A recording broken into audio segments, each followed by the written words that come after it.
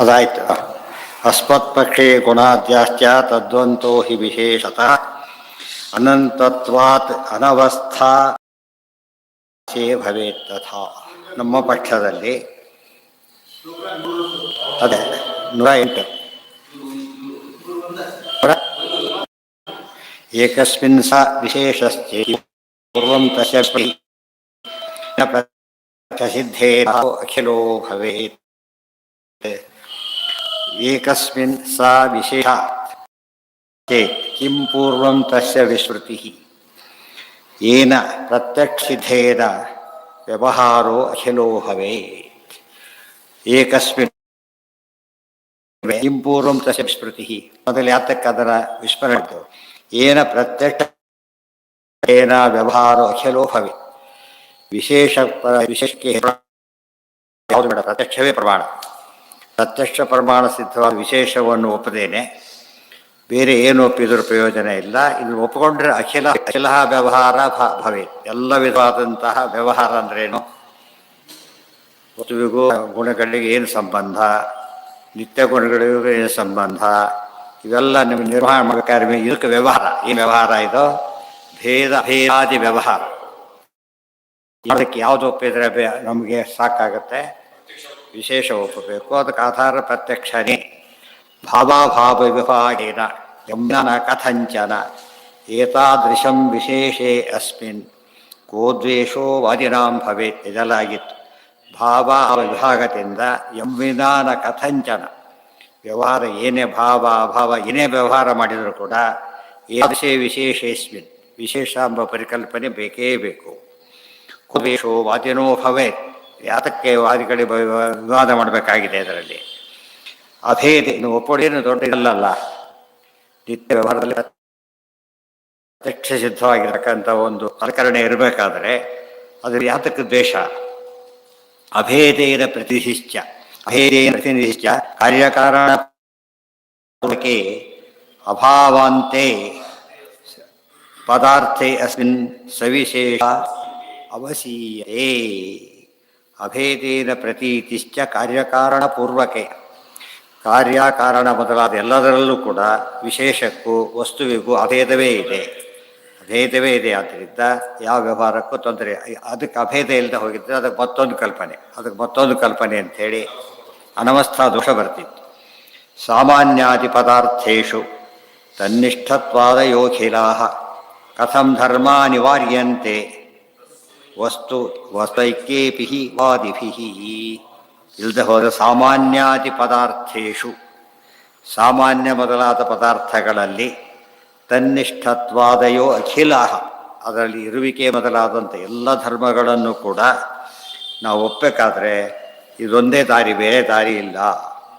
ಕಾರ್ಯಶ್ಚ ತತ್ತನ್ನಿಷ್ಠತ್ವಂ ಗುಣಾದೇರ್ ವ್ಯಾಪಿತಾದಿಕಃ ಕಥಂ ವಿಶೇಷೋ ನೈವಾಸ್ತಿ ಸ ಚ ಧರ್ಮೋ ಅಪರೋ ಯದಿ. ಕಾರ್ಯಸ್ಯ ತತ್ತನ್ನಿಷ್ಠತ್ವಂ ಗುಣಾದೇಃ ವ್ಯಾಪಿತಾದಿಕಃ ಕಥಂ ವಿಶೇಷೋ ನೈವಾಸ್ತಿ ಸ ಚ ಧರ್ಮೋ ಅಪರೋ ಯದಿ. ಅದು ಬೇರೆ ಒಂದು ಧರ್ಮ ಆದರೆ, ಬೇರೆ ಧರ್ಮ ಅಂದ್ರೇನು, ವಿಷಯ ಹೊರತು ಬೇರೆ ಯಾವುದಾದ್ರೂ ಧರ್ಮ ಹೊರಟ್ರೆ ಸಮಸ್ಯೆಗಳು ಯಾವುದು ಪರಿಹಾರ ಆಗೋದೇ ಇಲ್ಲ. ಕಾರ್ಯಸ್ಯ ತನ್ನಿಷ್ಠತ್ವಂ ತತ್ತನ್ನಿಷ್ಠತ್ವಂ, ಆ ಕಾರ್ಯಕ್ಕೆ ಅದೇ ಕಾರಣ, ಆ ಕಾರಣಕ್ಕೆ ಅದೇ ಕಾರ್ಯ, ಆ ಕಾರ್ಯಕ್ಕೆ ಅದೇ ಕಾರಣ ಅನ್ನೋ ವ್ಯವಸ್ಥೆ ಆಗಲಿ. ಗುಣಾದೇರ್ ವ್ಯಾಪಿತಾಧಿಕ, ಗುಣಗಳೆಲ್ಲ ವಸ್ತುವಿಗೆ ಪೂರ್ತಿಯಾಗಿ ವ್ಯಾಪ್ತವಾಗಿರಲಿ. ಇಂಥ ಧರ್ಮಗಳೆಲ್ಲ ಯಾವುದನ್ನು ಸಿದ್ಧವಾಗಲಿಕ್ಕೆ ಸಾಧ್ಯ ಇದೆ. ಆಮೇಲೆ ಕಥಂ ವಿಶೇಷೋ ವಾಸ್ತಿ ಧರ್ಮ ಪರೋ, ಇದು ಮತ್ತೊಂದು ಧರ್ಮವಾಗಿದ್ದರೆ ಈ ವ್ಯವಹಾರ ಸಾಧ್ಯವಾಗ್ತಿರಲಿಲ್ಲ. ಅದಕ್ಕೆ ಷಟ್ಪದಾರ್ಥಾತಿರೇಕ ಸ್ಯಾತ್ ಪದಾರ್ಥ ಅನಿಯವೇಪಿ ಧರ್ಮಸ್ಯ ಧರ್ಮಸಂತಾನ ಧನವಸ್ ಬಂದೆ ಬಿಡಿಸ್ಬೇಕದ ಅಕ್ಷರ ಸಾರ್ಥ ಅನವಸ್ಥಾ ಅವಸ್ಥಿತಿರ್ಭವೆ. ಧರ್ಮಸ್ಯ ಧರ್ಮಸಂತಾನಾತ್ ಅನವಸ್ಥಾ ಖನಿರ್ಭವೆ. ನಿಮ್ಮ ದೋಷ ಎಷ್ಟು ದೋಷ ಬರುತ್ತೆ ಅಂದರೆ ಅನವಸ್ಥಾ ಖಣಿ. ಖಣಿ ಅಂದ್ರೇನು? ಗಣಿಯ. ಗಣಿ ಅಂದ್ರೇನು? ನಿಧಿ. ಅನವಸ್ಥಾ ದೋಷ ತುಂಬಿ ತುಳುಕ್ತಾ ಇರುತ್ತೆ ನಿಮ್ಮ ಮಾತಿನಲ್ಲಿ ಅಂತ ಅರ್ಥ. ಷಟ್ಪದಾರ್ಥಾತಿರೇಕ ಸ್ಯಾತ್ ಪದಾರ್ಥ ಅನಿಯಮೇಪಿ ಧರ್ಮಸ್ಯ ಧರ್ಮಸಂತಾನಾತ್ ಧರ್ಮಶ್ಚ ಧರ್ಮ ಸಂತಾನಾತ್, ಒಂದು ಧರ್ಮವನ್ನು ಕೊಡಿಸೋಕ್ಕೋಸ್ಕರ ಮತ್ತೊಂದು ಧರ್ಮ, ಅದನ್ನು ಕೊಡಿಸೋಕೆ ಮತ್ತೊಂದು ಧರ್ಮ, ಅದಕ್ಕೆ ಸಂತೆ ಬೆಳೀತಾ ಹೋಗುತ್ತೆ. ಸಂತ ಯಾಕೆ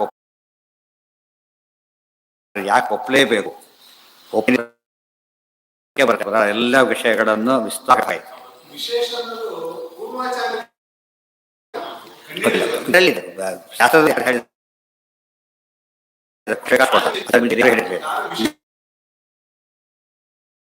ಇವತ್ತೇನು ಮತಗಳಂದ್ರೆ ಏನಾಗಿದೆ ಅಂದ್ರೆ ಏನು ಮಾಡಿದ್ರೆ ಬಿಡ್ಕೊಡೋದು ಮತ ಅಂತ ಅರ್ಥ ಆಗ್ಬಿಟ್ಟು. ಮತ ಶಬ್ದಕ್ಕೆ ಅರ್ಥ ಏನಂದ್ರೆ ಇವತ್ತು ಎಂದೂ ಬಿಡ್ಕೊಡೋದು, ಅದನ್ನು ಯಾರೇ ಹೇಳಿದ್ರು ಬಿಡ್ಕೊಡೋದು. ಇದು ಮತ ಅಂತ ಕರೆಯಲಿಕ್ಕೆ ಸಾಧ್ಯ ಇಲ್ಲ. ಮತ ಅಂತ ಆಗೋದು ಸತ್ಯ ಒಪ್ಕೊಂಡ್ಮೇಲೆ ದೊಡ್ಡ ಗಲಾಟೆ, ಎಲೆಕ್ಷನ್ ಗಲಾಟೆ ಆಗುತ್ತೆ. ಎಲೆಕ್ಟ್ ಮತ್ತೇನು ಮಾತಾಡೋಲ್ಲ, ಕ್ಲೋಸಲ್ಲಿ. ಗೊತ್ತಾಯ್ತಾ? ಅದು ಮತ್ತೆ ಇನ್ನೂ ಹೊರ ಮಾಡ್ತಿದ್ರೆ ಅರ್ಥನೇ ಇಲ್ಲ. ಮುಂದೆ ಇಷ್ಟು ಮಾಡಿನೇ ವ್ಯವಸ್ಥೆ ಇರುತ್ತೆ, ಮಾಡಿದ ಗತಿ ಏನಾಗ್ತಿತ್ತು. ಒಂದು ವಿಷಯ ಬಂದ ಮೇಲೆ ಮುಗಿದೋಗ್ತಾಯಿಲ್ಲ. ಸೈಂಟಿಸ್ಟ್ ಆಗಿ ಮಾಡಿದ್ದಕ್ಕೇ ವಂಡ್ರಸ್ ಮಾಡಿದ್ದು. ಅದಕ್ಕೆ ಒಪ್ಕೊಳ್ಳೋದು ಹೋಗಿದ್ರು, ಅಲ್ಲೇ ಇರ್ತಿದ್ರು. ಲಕ್ಷಾಂತರ ವರ್ಷದಿಂದ ಇರ್ತಿದ್ರು ಹೊರತು ಈ ಪರತರಲ್ಲಿ. ಭವಿಷ್ಯದ ಲೈಫ್ ಕೂಡ ಹಾಗೇನೆ, ಜೀವನ ಹಾಗೇನೆ. ತಪ್ಪು ಅಂತ ಗೊತ್ತಾದ ತಕ್ಷಣ ಏನು ಮಾಡಬೇಕು, ಮುಂದೆ ಅವೇ ಬಿಟ್ಟು ಹೋಗ್ತಾನೋ. ಹಾಗೆ ಇದ್ಬಿಟ್ಟು ಅಲ್ಲೇ ಉಳ್ಕೊಂಡ್ಬಿಡ್ತಾನೆ. ಗೊತ್ತಾಯ್ತಾ? ಇದು ನಾವು ಬೇರೆ ಕಡೆ ನೋಡೋದೆಲ್ಲ ಒಂದು ಭಾಗ, ನಮ್ಮಲ್ಲೇ ನೋಡೋದು. ಸತ್ಯವನ್ನು ಅಕ್ಸೆಪ್ಟ್ ಮಾಡೋ ಕ್ವಾಲಿಟಿ ಬರಬೇಕು. ಅದಕ್ಕೆ ಪ್ರಮಾಣ ಶರಣತೆ ಅಂತ ಕರೀತಾರೆ. ಪ್ರಮಾಣ ಶರಣತೆ ಅಂದ್ರೇನು? ಪ್ರಮಾಣಕ್ಕೆ ಶರಣಗಳು ಒಪ್ಪೋದು. ಏನೋ ಪ್ರಮಾಣ ಹಾಗಿದ, ಇಲ್ಲಿ ಎಷ್ಟೋ ಸತ್ತು ಹೇಳಿದೆ, ಯಾರೋ ಬರೋಲ್ಲ ಅಂತ ಹೇಳಿದ್ರು. ಪಾಪ ಬರ್ಲಿಕ್ಕಾಗೋದೇ ಇಲ್ಲ ಅಂತ ಹೇಳಿದ್ರು, ಬಂದುಬಿಟ್ರು. ಸತ್ಯ ಬರ್ಲಿಕ್ಕಾಗಲ್ಲ, ಅಷ್ಟು ಹೇಳಿದ್ರು ಬಂದಿಲ್ಲ ಅಂತ ಹೇಳಕ್ಕಾಗತ್ತಾ? ಎಷ್ಟೇ ಹೇಳಿದ್ರು ಕೂಡ ಏನದು ಬಂದಾಗಿದೆ, ಅದು ಬಂದಾಗಿಬಿಟ್ಟಿದೆ ಅಷ್ಟೇ. ಹೌದು, ಏನೋ ಅಂದ್ಕೊಂಡಿದ್ದು ಬರೋದು ಅಂತ, ಏನೋ ಅನುಕೂಲ ಆಯಿತು ಬಂದುಬಿಟ್ಟೆ ಅಂತ ಹೇಳ್ತಾರೆ. ಇಲ್ಲೇ ಇಲ್ಲ ಹೇಳಿದ್ದಾದ್ರಿಂದ ನಿಮ್ಮ ಮಾರ್ಕೆ ಪ್ರಮಾಣ ಬಂದಿಲ್ಲ. ಇದು ಹೇಗೆ ನಮ್ಮಲ್ಲಿ ಆಭಾಸ ಕಾಣಿಸುತ್ತಾ ಹಾಗೆ ಇದು ಉಳಿದವರು ವಿಮರ್ಶೆ, ನಮ್ಮ ವಿಮರ್ಶೆ ನಾವು ಮಾಡ್ಕೋಬೇಕು ಫಸ್ಟ್. ಎಲ್ಲಿ ಪ್ರಮಾಣಗಳು ಒಪ್ಪಿದೆ ತಕ್ಷಣ ಒಪ್ಕೊಂಡ್ಬಿಟ್ಟ ಭಾಳ ಗ್ರೇಟ್. ಅದು ಸೋಲಲ್ಲ, ಅದು ಪ್ರಮಾಣನ ಒಪ್ಕೊಳ್ಳೋದು ಏನಂತ ಕರಿಬಾರ್ದು, ಸೋಲು ಅಂತ ಕರಿಬಾರ್ದು. ಅದು ಆ್ಯಕ್ಚುಲಿ ಗೆಲುವುದು. ಆ್ಯಕ್ಚುಲಿ ಯಾತಕ್ಕೆ ಜ್ಞಾನದಲ್ಲಿ ಮುಂದುವರಿತಾನೋ, ಅದು ಗೆಲುವು ಅಂತಾರೆ ಹೊರತು ಸೋಲು ಅಂತ ಕರೆಯೋದಿಲ್ಲ. ಅಸ್ವತ್ಥ ಉದಾಹರಣೆಗೆ ಸಿಗ್ನಲ್ ಬಂದಿದೆ, ನಿಂತು ಬಿಡಬೇಕಾಗ, ನಿಂತು ಬಿಟ್ಟರೆ ಪ್ರಾಣ ಸುಖ ಆಗುತ್ತೆ. ವೈಲೇಟ್ ಮಾಡಕ್ಕಂತೂ ಅದೇ ಗಂಟೆ ಆಗುತ್ತೆ, ಅರ್ಧ ಗಂಟೆ ಕೇಸ್ ಹಾಕೋದು, ಇದು ಮಾಡೋದಕ್ಕೆ ಇನ್ನೂ ಕಳ್ಕೊಂಡ್ಬಿಡ್ತಾರೆ. ಯಾವಾಗಲೂ ಕೂಡ ತಪ್ಪನ್ನು ತಿದ್ಕೊಡೋದು ಬಹಳ ದೊಡ್ಡ ಗುಣ. ಸಾಧನೆ ಅಂದರೆ ಅದೇನೆ. ಜನ್ಮಕ್ಕೂ ಸಾಧನೆ ಅಂದ್ರೇನು? ಹಿಂದಿನ ತಪ್ಪನ್ನು ಎದುರು ತಿದ್ಕೊಳ್ಳೋದು. ಹಿಂದಿನ ದಿವಸದ ಮುಂದಿನ ದಿವಸ ಆಯಿತು, ಮುಂದಿನ ಜನ್ಮ ಅದೇ ಇದ್ದರೆ ಹೋಗೋದು ಯಾವಾಗ ಮುಂದಕ್ಕೆ? ಗೊತ್ತಾಯ್ತು? ಬರೀ ಗಾಳಿ ಸುಮ್ಮನೆ ತಿರುಗ್ತಾ ಇದ್ದರೆ ಏನು ಉಪಯೋಗ? ಮುಂದುವರಿತಾ ಇರಬೇಕು. ನಾಂಗೀಕೃತ ಸಚಯದಿ ನಾನವಸ್ಥಾ ಕ್ವಚಿದ್ಭವೇತ್ ಸಾಮಾನ್ಯಸ್ಯಾಪಿ ಸಾಮಾನ್ಯಂ ಗುಣಸ್ಯಾಪಿ ಗುಣೋಹಿತ. ಹೇಗೆ ಅಂದರೆ ಸಾಮಾನ್ಯಕ್ಕೇನಪ್ಪ ಇನ್ನೂ ಸಾಮಾನ್ಯ, ಗುಣಕ್ಕೆ ಇನ್ನೊಂದು ಗುಣ ಇದೆ. ಅನವಸ್ಥಾ ಖನಿ ಅಂದರೆ ಹೀಗೆ.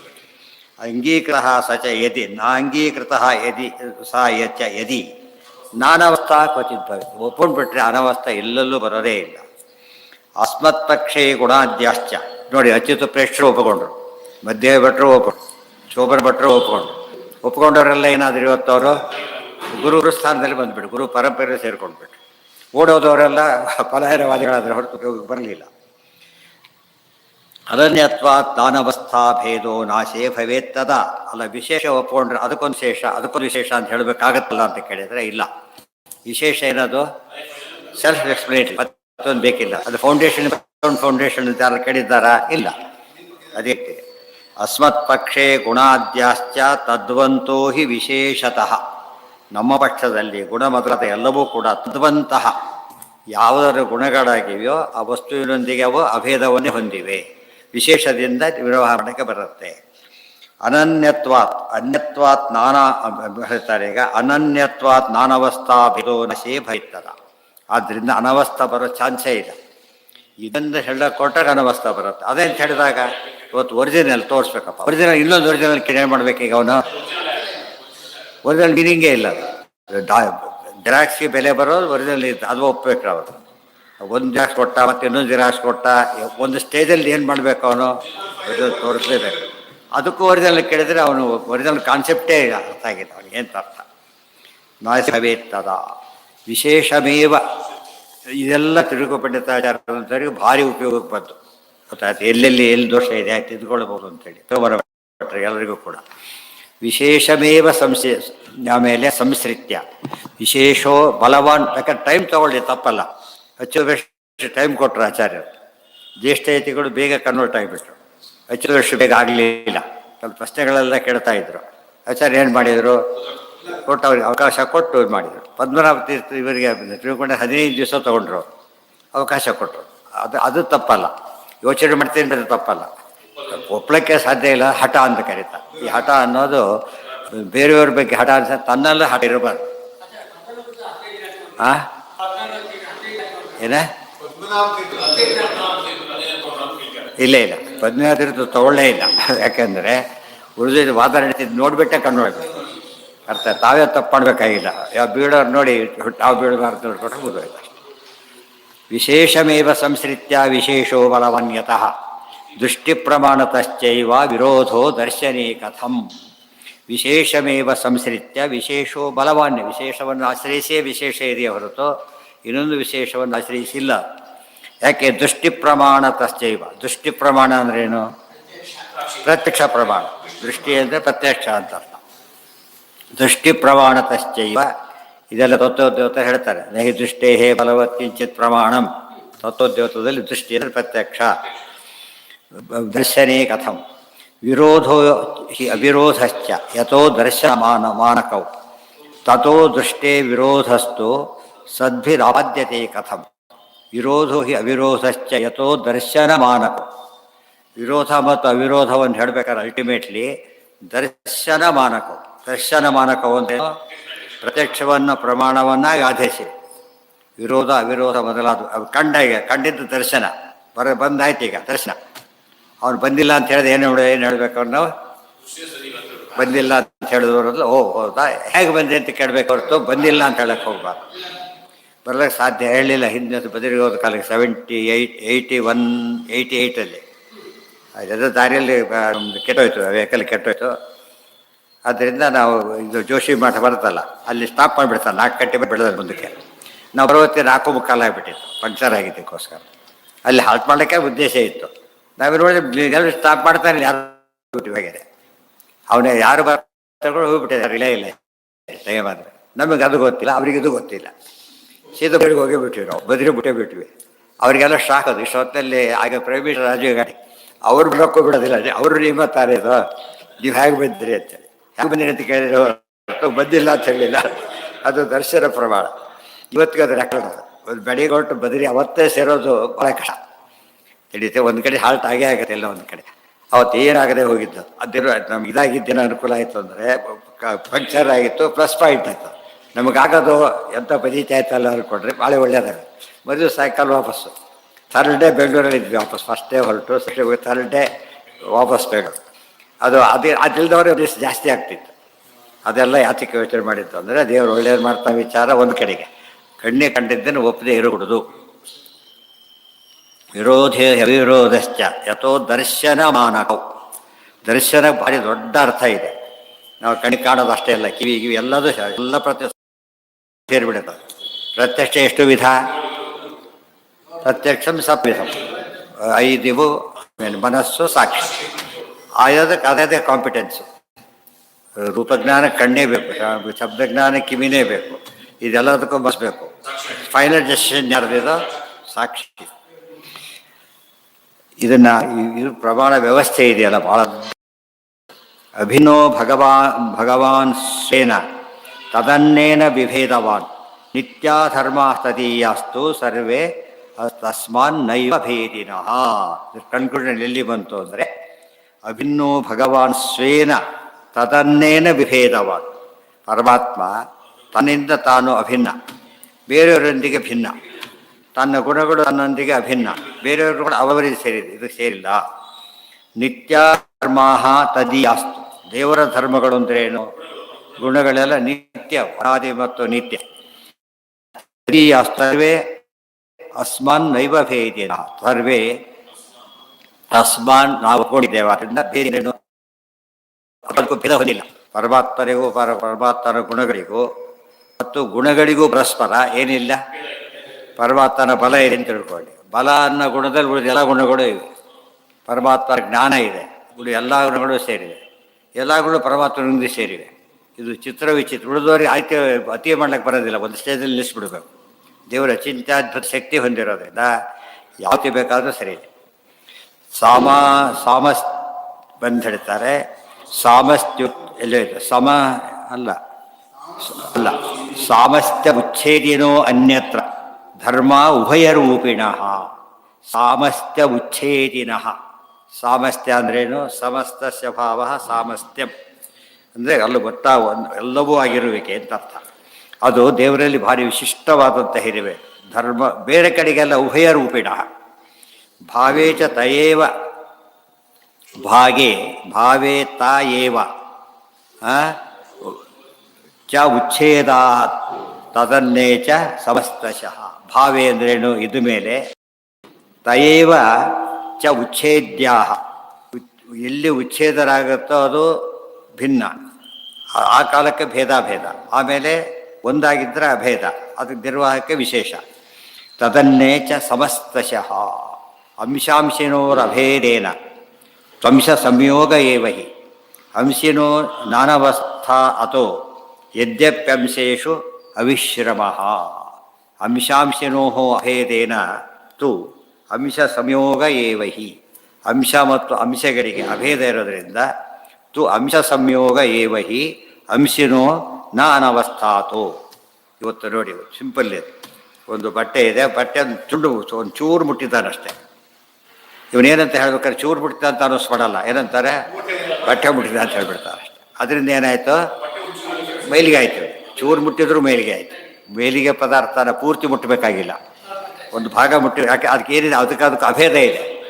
ಅಂದರೆ ಅಭೇದ ಇದ್ದಿದ್ದಕ್ಕೆ ಹಾಗಾಯಿತು. ಅಭೇದ ಇಲ್ಲದವ್ರು ಏನು ಮಾಡಬೇಕಾಗಿತ್ತು? ಏನಿಲ್ಲ, ಅಭೇಗ. ಯಾರು ಬಡಿ ಅಂಥ ಬಡಿ ಮಾಡೋರು ಇದ್ದಾರೆ, ಗೊತ್ತಾಯ್ತಾ? ಕೋಲಿ ಮುಟ್ಟಿದ್ರೆ ಮೈಲಿಗೆ ಅಲ್ಲ ಅಂತ ಅರ್ಥ. ಕೋಲಿಲಿ ಮುಟ್ಟಿದ್ರೆ ಮೈಲಿಗೆ, ಡೈರೆಕ್ಟ್ ಮುಟ್ಟಿದ್ರೆ ಮಾತ್ರ ಮೈಲಿಗೆ. ಹೋಗ್ಬೇಡಿ, ಅದು ಸರಿಯಲ್ಲ. ಅದು ಮುಟ್ಟಿದ ಮೇಲೆ ಅದೇನಾಯ್ತದು? ಯಾವ ಅಂಶ ಅಷ್ಟು ಮುಟ್ಟಿದ್ರು ಮೈಲಿಗೆ. ಬುಸರೆ ಬೇರೆ ಮೈಲಿಗೆ ಬೇರೆ ಅಂತ ಹೇಳಿದೆ ನಿನ್ನೆ, ಜ್ಞಾಪಕ ಇರಬೇಕಂತ. ಅಂಶಿನೋ ನ ಅನವಸ್ಥಾತ್. ಆದ್ದರಿಂದ ಅಂಶ ಅನವಸ್ಥಾ ದೋಷ ಬರೋದಿಲ್ಲ. ಯದ್ಯಪಿ ಏನದು ಪಟ್ ಶಬ್ದ ಅದು?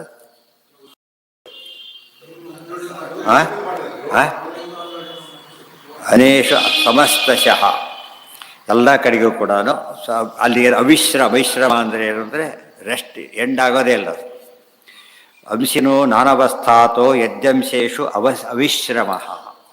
ಏಕಸ್ಮಿನ್ ಜಾತ ಏವಾನ್ಯಃ ಸಂಯೋಗೋ ಜಾಯತೆ ಯದಿ ಅನವಸ್ಥಾ ತದೈವ ಸ್ಯಾತ್ ಸಂಯೋಗೈಕ್ಯೇ ಭವೇತ್ ಕಸ. ಅದು ಮುಂದಿನ ಪಾಯಿಂಟ್. ಅದು